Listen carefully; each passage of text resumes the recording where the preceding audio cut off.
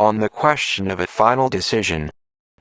Before getting into the matter of a final decision, it would benefit the individual concerned if he determined for himself what the decision was about.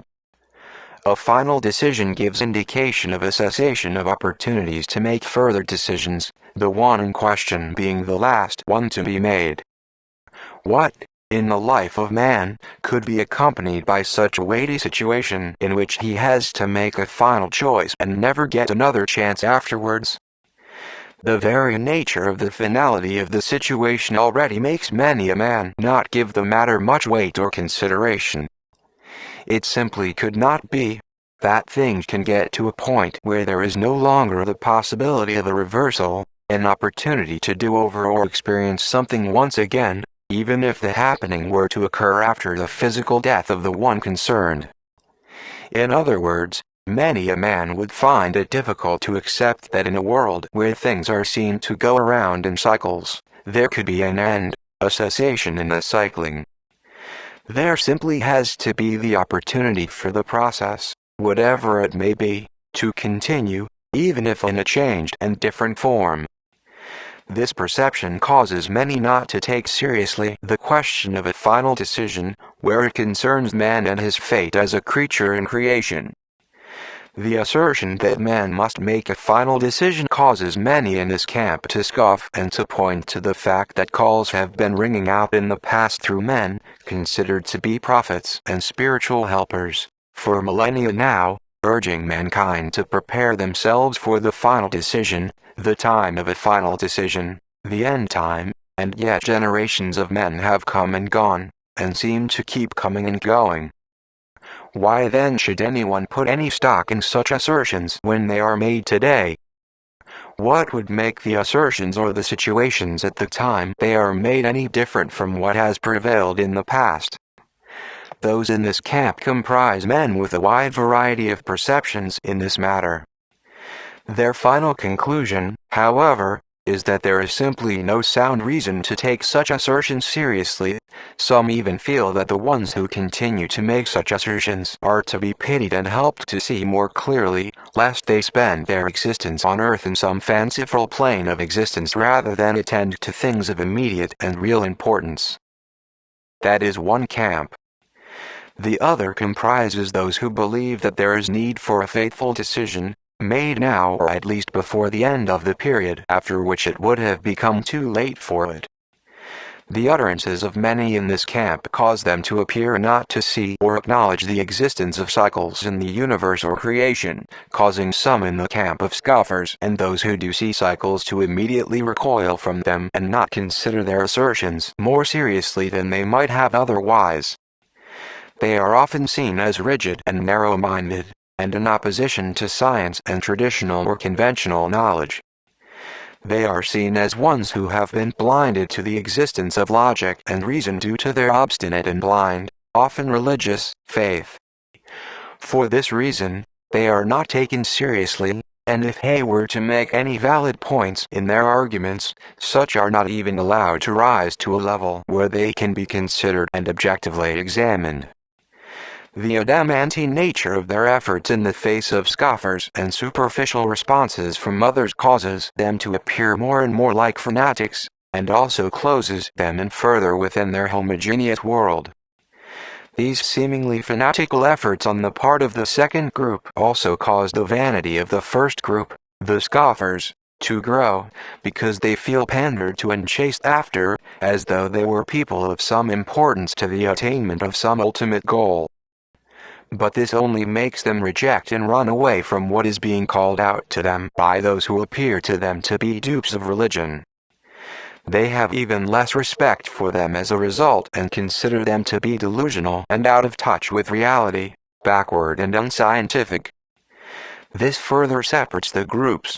In their homogeneous world, those who wish to spread a word about the need to prepare for a final judgment, to make a final decision, develop further the sense of us against them, and refuse to listen to anything else but the interpretations that they have given to the warnings and admonitions in the scriptures or other writings, as well as to the events that they are able to witness or learn of in everyday happenings around the world.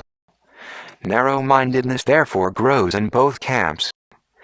Those in one camp, the ones who do not think that there is any higher governing order that they are supposed to heed, and which restricts them to particular ways of being and acting if they are to succeed as members of their species in creation, do not read more deeply into the natural happenings around them and therefore do not get a wider perspective or interpretation that could help them understand that there is a definite goal towards which their species is to strive, and that there is a point beyond which they would no longer be able to develop themselves in order to become useful fruits, able to participate consciously in the development and expansion of creation.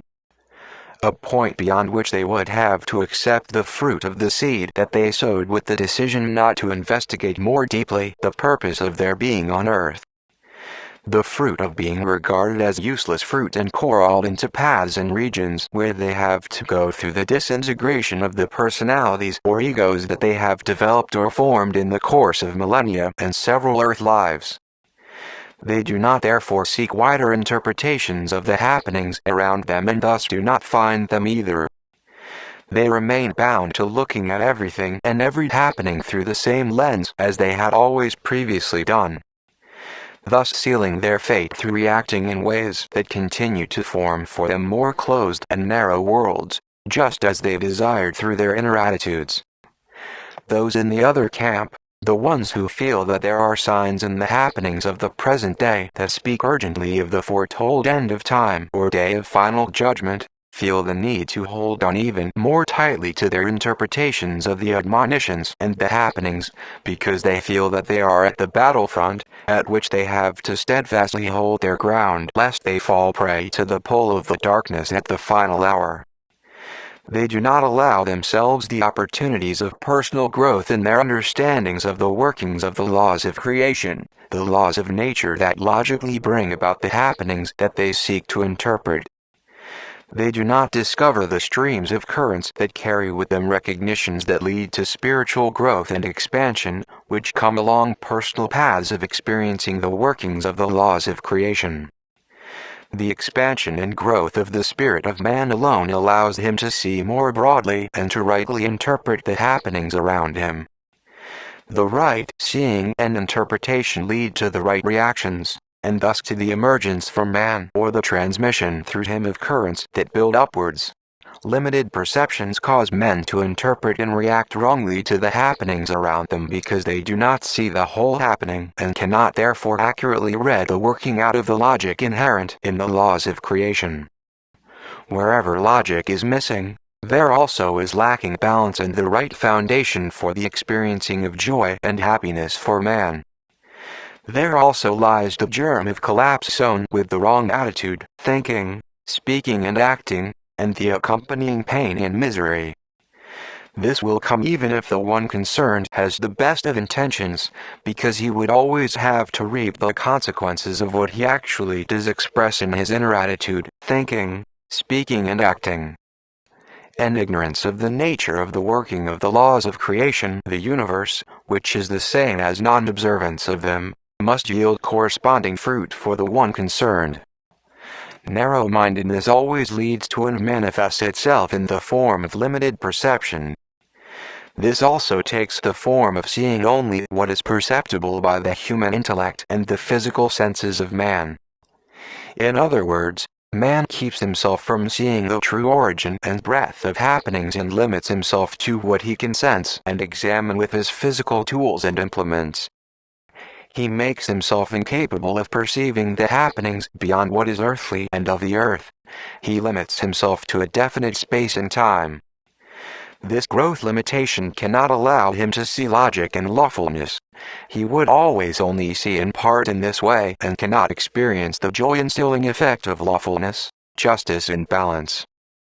He cannot come to the point of a full understanding of what lies within his capacity to understand, and the not knowing, which always comes with a particular kind of pressure, keeps him fearful, anxious, narrow-minded, with thoughts of narrow self-interest, envious and vulnerable to many other similar faults, weaknesses or base attributes. He would then not succeed in preparing himself adequately for the final judgment, which actually does go on in the moments of his earth life today. The final decision is made one moment at a time because each moment today represents a much longer period of experiencing in the past for the person concerned.